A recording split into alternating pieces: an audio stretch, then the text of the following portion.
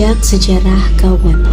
Kauman bukan hanya sekedar kampung batik yang indah, tetapi juga dikenal sebagai wilayah syiar agama Islam yang memiliki sejarah panjang. Batik Gunawan mampu mengeksis hingga saat ini dengan mempertahankan ciri khasnya, yaitu batik motif dengan khas tradisional kota Surakarta. Tak berhenti di situ, upaya pelestarian batik juga dilakukan dengan melibatkan pengunjung batik Gunawan Setiawan.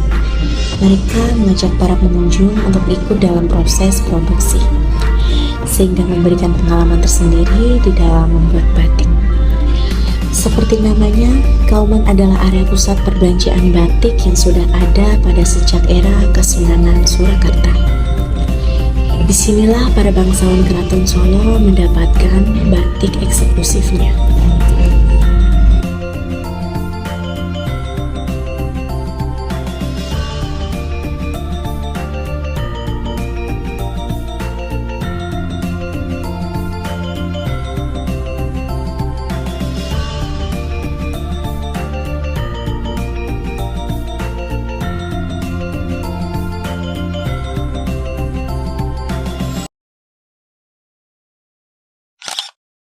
Yang pertama, bagaimana berdirinya sebuah sejarah dari batik Gunawan tersendiri dari awal sampai akhirnya. Oke, ya sebelumnya saya di sini Nita mewakili Batik Gunawan Setiawan Group sebagai PR. Ya, untuk sejarah Batik Gunawan sendiri itu adalah perusahaan keluarga turun temurun. Jadi ini sudah generasi ketiga. Jadi ada kakek, ada bapak, ada Pak Gunawan. Nah, itu Pak Gunawan generasi ketiga. Jadi udah 100 tahun lebih. Ya, dulu memakai namanya itu ada batik Merak Manis, ada batik Genes, dan lain-lain. Nah, sekarang memakai brand Gunawan Setiawan itu tepatnya 1972 bersamaan dengan kelahirannya Bapak Gunawan Setiawan itu sendiri. Nah, memakai nama batik Gunawan Setiawan sampai saat ini. Nah, nanti diteruskan oleh generasi selanjutnya tetap memakai nama batik Gunawan Setiawan. Ya, jadi meneruskan usaha keluarga turun temurun gitu. Home industri, batik tulis dan batik cap. Untuk batiknya tersendiri itu ada tidak motif yang eksklusif yang dibuat oleh batik Gunawan tersendiri? Iya, kalau produknya itu kita batik klasik khas Surakarta. Jadi kalau adik-adik lihat kayak itu contohnya parang. Nah, itu kan dipakai oleh raja kalau dulu ya. Jadi kalau ke Keraton Solo, ke Keraton Mangkunegaran, ke Keraton Jogja, itu adik-adik tidak boleh pakai parang. Karena parang hanya dipakai untuk raja. Ya, gitu ya.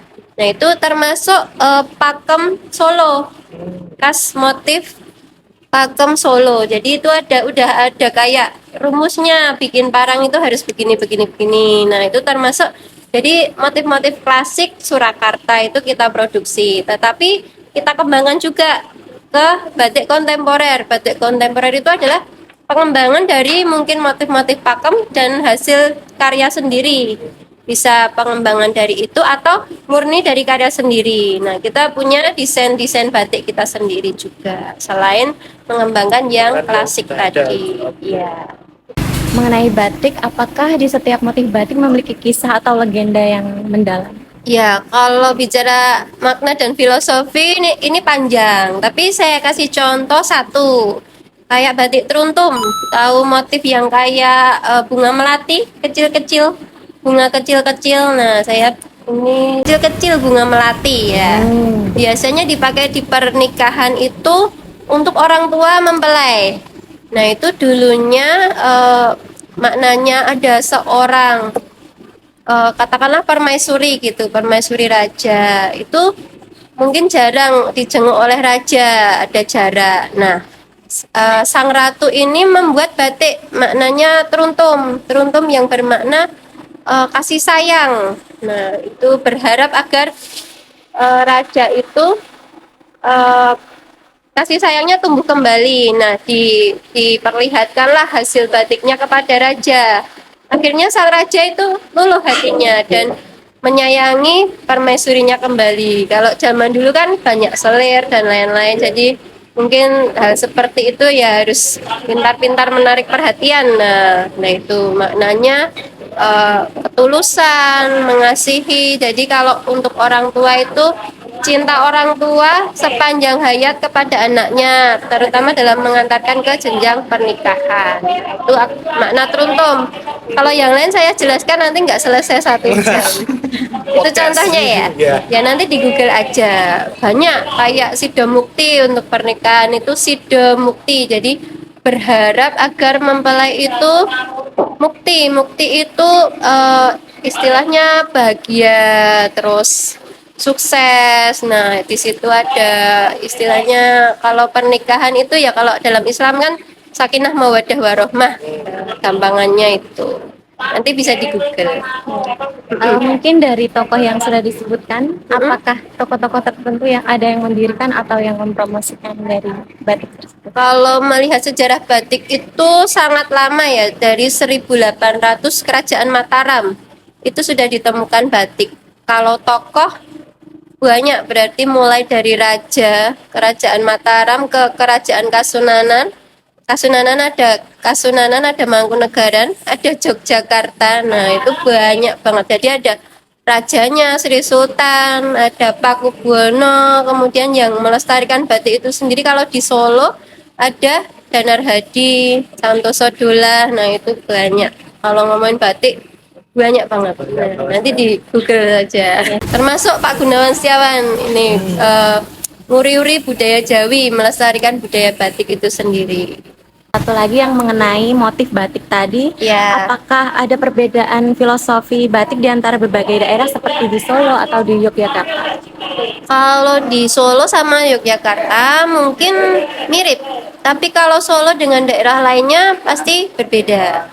Kayak misalnya kita kan filosofinya itu untuk kehidupan sehari-hari. Tapi ada juga yang di luar daerah kayak di pesisiran itu cenderung mengekspos flora dan fauna, keindahan flora dan fauna. Kan di pesisiran itu daerah Semarang ke utara, jadi laut-laut itu. Nah, itu juga ada batiknya.